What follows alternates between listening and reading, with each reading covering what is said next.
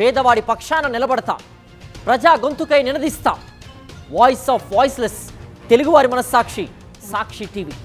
సాక్షి TV ప్రసారాల కోసం మీ స్థానిక cable ఆపరేటర్ను వెంటనే సంప్రదించండి. మీడియాతో ఎమ్మెల్సీ కవిత మాట్లాడుతున్నారు, లైవ్ చూద్దాం. ట్వీట్ పెడితే రాత్రికి రాత్రి చిన్నపిల్లలు ఎత్తుకుపోయి జైల్లో పెడుతున్నారే. మీ మీద ఒక ఫేస్బుక్లో కమెంట్ పెడితే ముఖ్యమంత్రి గారు అరెస్ట్ ప్రత్యేక బృందాలను పెట్టి వెతికి మరీ అరెస్ట్ చేస్తున్నారే. ఒక ఎమ్మెల్సీని, ఒక ఆడబిడ్డని, ఇదేనా మీరు తెలంగాణ ఆడబిడ్డలకు ఇచ్చే రక్షణ? అందుకే క్రైమ్ పెరిగిపోతున్నది. ముఖ్యమంత్రి గారు ఇంత అలుసుగా ఉంటున్నారు మహిళలను ఏమన్నా కూడా. కాబట్టి ఇక సాధారణ మహిళల పరిస్థితి ఏందండి? ఓ పదవిలో ఉన్న ఎమ్మెల్సీకే ఇటువంటి గతి ఉంటే ఈ రాష్ట్రంలో సాధారణ మహిళల పరిస్థితి ఏంటి చెప్పండి? ముఖ్యమంత్రి గారు చర్యలు తీసుకోవాలి. ఆయన తీన్మర్మల్లకి ఏం సంబంధం ఉంది? ఆయన ఏమన్నా నేను అసలు ఎప్పుడు ఏమనలేదు. నేను ఇన్ని 1.5 years నుండి బీసీల కోసం ఒక్క సెకండ్ కూడా నేను ఆయన గురించి మాట్లాడలేదు. ఆయన ఎందుకు నా గురించి మాట్లాడాలి? First point. సెకండ్ పాయింట్, ముఖ్యమంత్రి గారు మాత్రం చూసి చూడనట్టుగా ఈ వ్యవహారంలో ఊరుకుంటే తెలంగాణ ఆడబిడ్డలందరం కూడా ఇది మాకు అవమానంగానే భావిస్తాం. కానీ నేను ఇంకా బలంగా సమస్యల మీద కొట్లాడుతూనే ఉంటా. వెనక్కి తగ్గే క్వశ్చనే లేదు.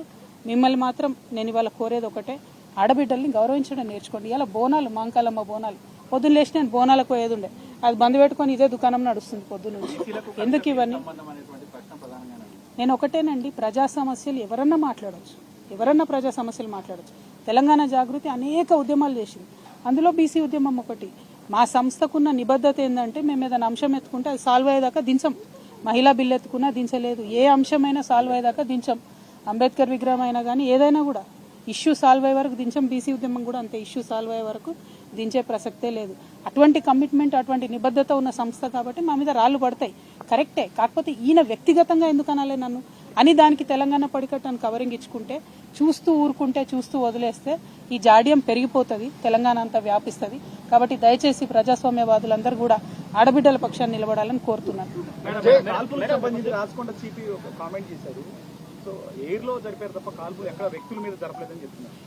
See, we request the Honorable DGP to please conduct an inquiry. We request the Honorable Chief Minister and the government to please conduct an inquiry if the Honorable MRC Mallana Garu himself ordered his gunmen to open fire, or did the gunmen open fire on his discretion? I don't know. That has to be inquired into. That is a serious crime if he does.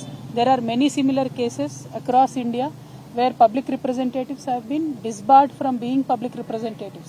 So I request them to please conduct an inquiry into them. And for all the people of this nation, it is an unfortunate incident that has happened in Telangana.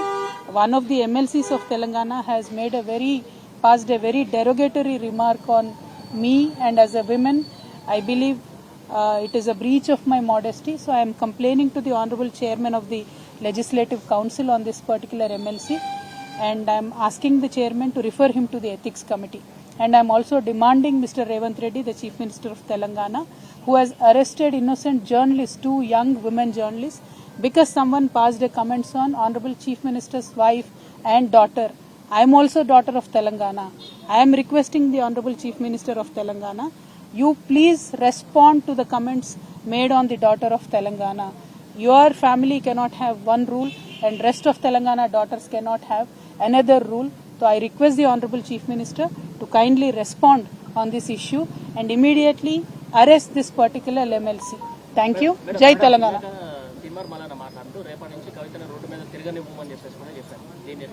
అసలు ఆయన ఎవరండి నాకు అర్థం కాదు. నేనేం అనకముందు ఆయన వచ్చి నన్నని మళ్ళీ ఉల్టా చోరు కోత్వాలన్నట్టు అసలు నన్ను ఎందుకు కమెంట్ చేయాలి ఆయన? ఫస్ట్ ఆఫ్ ఆల్ ఆయన అడగాల్సింది ప్రభుత్వాన్ని, అడగకుండా నన్ను అడ్డుకుంటా అంటే ఇవాళ చూసుకున్నారు కదా ఏం జరిగిందో. ఆయన ఎవరో, ఆయన సంగతి ఏందో తెలంగాణ ప్రజలకు తెలుసు, నేనెవరో నా సంగతి ఏందో తెలంగాణ ప్రజలకు తెలుసు. అనవసరంగా నేను ఇవాళ వచ్చింది కూడా అదేదో పర్సనల్గా నన్ను అన్నాడని కాదు. ఆయన ఒక ఎమ్మెల్సీ, నేను ఇంకొక ఎమ్మెల్సీగా ఉన్నా.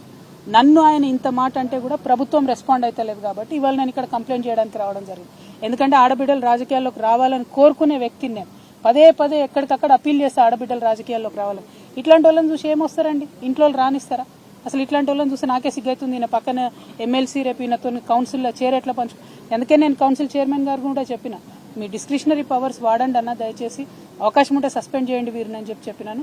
నేను మాత్రం చీఫ్ మినిస్టర్ గారిని మళ్ళీ ఒకసారి స్ట్రాంగ్గా డిమాండ్ చేస్తున్నా, మీ ఇంటి ఆడబిడ్డలకు ఒక న్యాయం, మొత్తం మిగతా తెలంగాణ ఆడబిడ్డలకు ఒక న్యాయం ఉండకూడదు. దాన్ని మీరు సీరియస్ గా తీసుకోండి, స్ట్రాంగ్ గా రియాక్ట్ అవ్వండి. Thank you. జై తెలంగాణ.